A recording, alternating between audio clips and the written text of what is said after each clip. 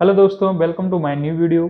तो जो हमारा टॉपिक चल रहा था राष्ट्रपति की शक्तियां, आज हम उसी को आगे बढ़ाएंगे। तो हमारी चार शक्तियां हो गई थी, तो आज हम पांचवी शक्ति के बारे में देखेंगे। राष्ट्रपति की पांचवी जो शक्ति है वो है वित्तीय शक्तियां, है ना। अब देखते हैं वित्तीय शक्तियां क्या होता है।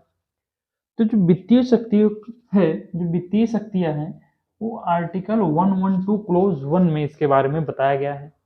अब आर्टिकल 112 क्लोज 1 क्या कहता है कि जो हमारी संघ सरकार है। अब ये संघ क्या होता है? संघ मतलब केंद्र सरकार।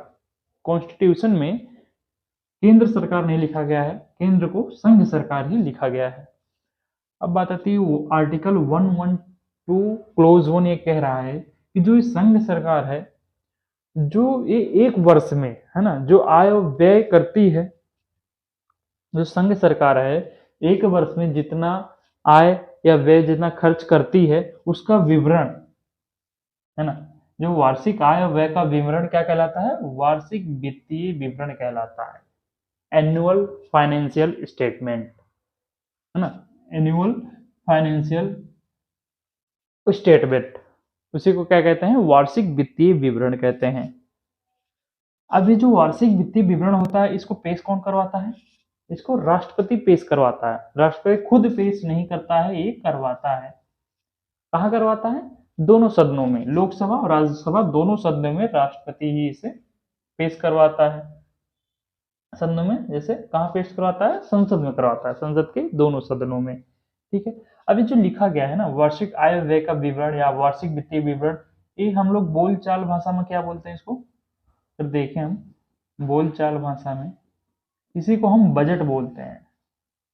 ठीक है, बजट बोलते हैं, इसी को बजट बोलते हैं। अब यहाँ पे इंपॉर्टेंट हो जाता है, पेपर में आता है, ऐसे पूछता है कि संविधान में जो हमारा जो बजट है, संविधान में बजट को क्या कहा गया है ना, संविधान में बजट को क्या कहा गया है? तो क्या कहते हैं उसको? वार्षिक वित्तीय विवरण या एनुअल फाइनेंशियल स्टेटमेंट। इसकी इंग्लिश भी जरूरी है ना?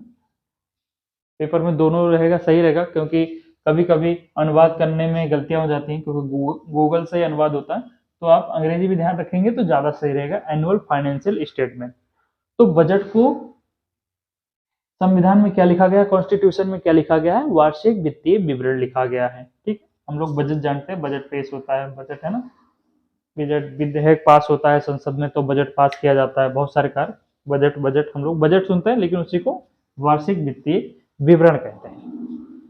अब बात आती है ये धन विधेयक क्या होता है। धन विधेयक के बारे में हम आगे चल के बहुत अच्छे से पढ़ेंगे, है ना। जब पार्लियामेंट पढ़ा जाएगा तो उसमें हम बहुत अच्छे से पढ़ेंगे धन विधेयक के बारे में। तो धन विधेयक क्या होता है कि राष्ट्रपति की पूर्व अनुमति से पेश होता है। ये जो धन विधेयक है वो संसद में राष्ट्रपति के पूर्व अनुमति से पेश किया जाता है ना। उससे पहले, पेश करने से पहले राष्ट्रपति की अनुमति लेना आवश्यक होता है धन विधेयक को पारित करने के लिए संसद में, या पेश करने के लिए, दोनों के लिए। ठीक है। अब देख लेते हैं आकस्मिक निधि। आकस्मिक निधि क्या होती है? जो आकस्मिक निधि होती है वो राष्ट्रपति के सर्वेक्षण में ली जाती है। अब हम देखेंगे आकस्मिक निधि जो कि होती है तीन प्रकार की, है ना, जैसे हमने तीन प्रकार से दिखाया है। निधियां, फंड्स। देख लेते हैं फंड्स क्या होते हैं, निधियां क्या होती हैं। तो हमारी तीन निधियां हैं। पहला है संचित निधि, दूसरा है लोक लेखा, तीसरा है आकस्मिक निधि। तो जो लोक लेखा है इसमें निधि नहीं जुड़ा है, केवल लोक लेखा है। संचित निधि में कॉन्सोलिडेट फंड्स, लोक लेखा पब्लिक काउंट, और आकस्मिक निधि कंटेंजेंसी फंड्स। जो ये संचित निधि है, ये आर्टिकल 266 क्लोज 1 में इसके बारे में बताया गया, संचित निधि के बारे में। जो लोक लेखा है, आर्टिकल 226 क्लोज 2 में इसके बारे में बताया गया है संविधान में। और जो आकस्मिक निधि है वो आर्टिकल 267 क्लोज 1 में इसके बारे में बताया गया है, आकस्मिक निधि के बारे में। अब चलिए बारी बारी से हम तीनों के बारे में देख लेते हैं, क्या होता है संचित निधि, क्या होता है लोक लेखा, और क्या होता है आकस्मिक निधि। तो सबसे पहले हम देखते हैं संचित निधि क्या होता है। तो संचित निधि में लिखा गया है कि भारत सरकार की समस्त जमाओं एवं खर्च। अब क्या होता है संचित निधि में? जितने भी भारत सरकार में जो पैसा जमा किया जाता है ना, जो सरकार खर्च करती है जितना पूरे वर्ष में या कहीं भी कितने में सड़क बनवाने में जहां भी खर्चा करती है ना, उस सब का एक ब्यौरा जिसमें एक खर्चा रखा जाता है, जिसमें पैसा समस्त भारत का पैसा जिसमें रखा जाता है, भारत की सरकार की समस्त जमा, जहाँ पे समस्त जमा और खर्च जहाँ से होता है उसी को हम संचित निधि कहते हैं। जो ये संचित निधि का नियंत्रण करता है वो कौन करता है, किसका नियंत्रण होता है, संसद का। बिना संसद के अनुमति के ना इसमें कोई पैसा डाल सकता है, ना ही एक पैसा कोई इसमें से निकाल सकता है ना। सरकार की जब मर्जी हो इससे पैसा नहीं ले सकता, है ना। बिना संसद में, जब संसद की कार्रवाई होगी, बैठक होगी, तभी जाके इसमें से कोई भी पैसा निकाला जा सकता है। तो ये हो गई संचित निधि।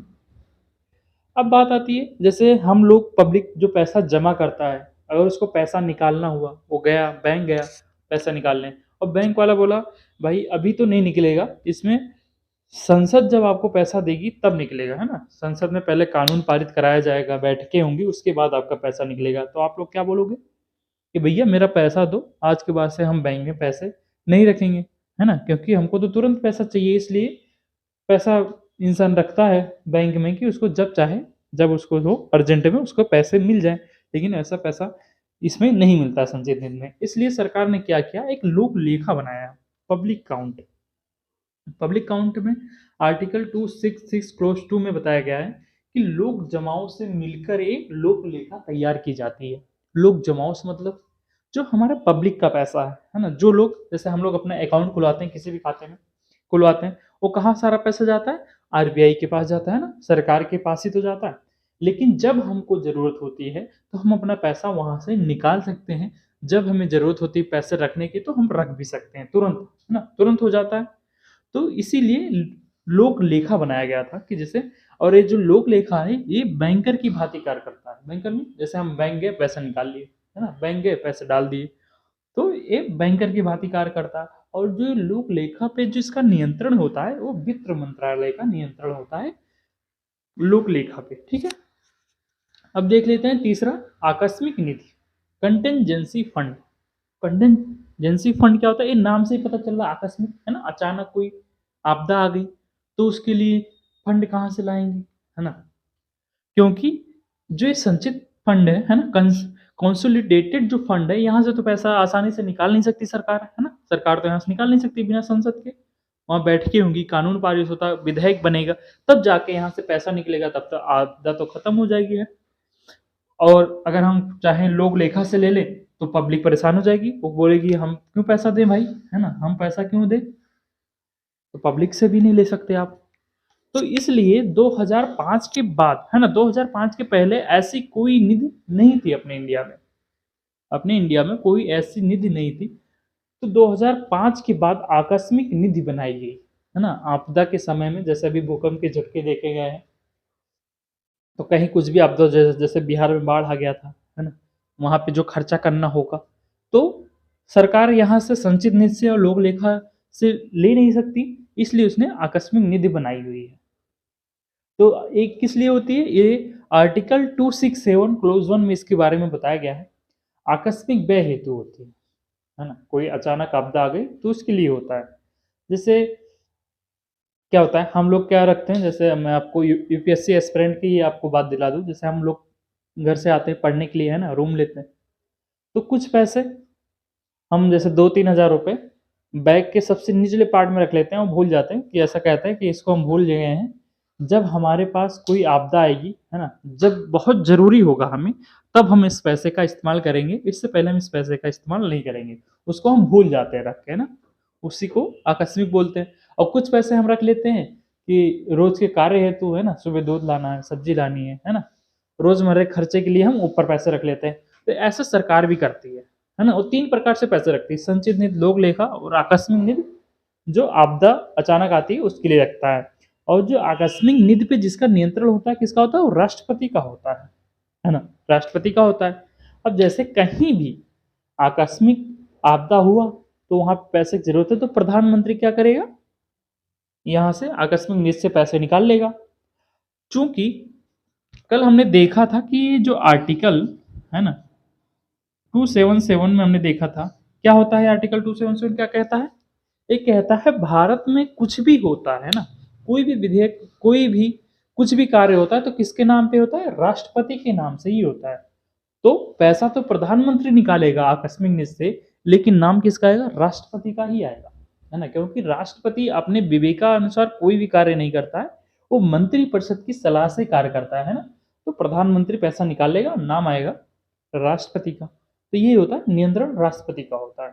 तो जो हमारे संविधान में इन्हीं 3 फंड का बारे में लिखा गया है, संचित निधि, लोक लेखा और आकस्मिक निधि। अभी प्रेजेंट टाइम में बहुत सारे, है ना, फंड्स हो गए हैं, प्रधानमंत्री फंड्स, बहुत सारे फंड हैं, लेकिन कॉन्स्टिट्यूशन में संचित निधि, लोक लेखा और आकस्मिक निधि के बारे में ही बताया गया है। आई होप आपको ये वीडियो अच्छा लगा होगा। अगर वीडियो आपको अच्छी लगे हो तो अपने दोस्तों के साथ शेयर कीजिए, चैनल को सब्सक्राइब कर लीजिए, और मिलते हैं कल नेक्स्ट शक्तियां लेके राष्ट्रपति की। कल हम बात करेंगे न्यायिक शक्तियों को लेके, ठीक है? और अगर समय बचता है कल तो हम आपातकालीन शक्तियों के बारे में भी देखेंगे। तो ये जो हमारा संचित निधि और लोक लेखा निधि और आकस्मिक निधि है, ये पेपर में पूछे जाते हैं। क्या पूछे जाते हैं कि जैसे संचित निधि का नियंत्रण किसका है? संसद का है। लोक लेखा पे नियंत्रण किसका है? वित्त मंत्रालय का है। आकस्मिक निधि पे नियंत्रण किसका है? तो राष्ट्रपति का है। ये प्री में पूछा जाता है ना? प्री में पूछा भी गया है पीछे, तो प्री मेंस दोनों के लिए, ठीक है, इंपॉर्टेंट है। ये आर्टिकल इंपॉर्टेंट है, आर्टिकल 112 क्लोज 1 और आर्टिकल 277 हमने कल बताया ही था, बहुत इंपॉर्टेंट होता है, तो इसको बहुत ध्यान से पढ़िएगा, फ्री में पूछा जाता है। ठीक है गाइस, थैंक यू, मिलते हैं कल नेक्स्ट वीडियो में।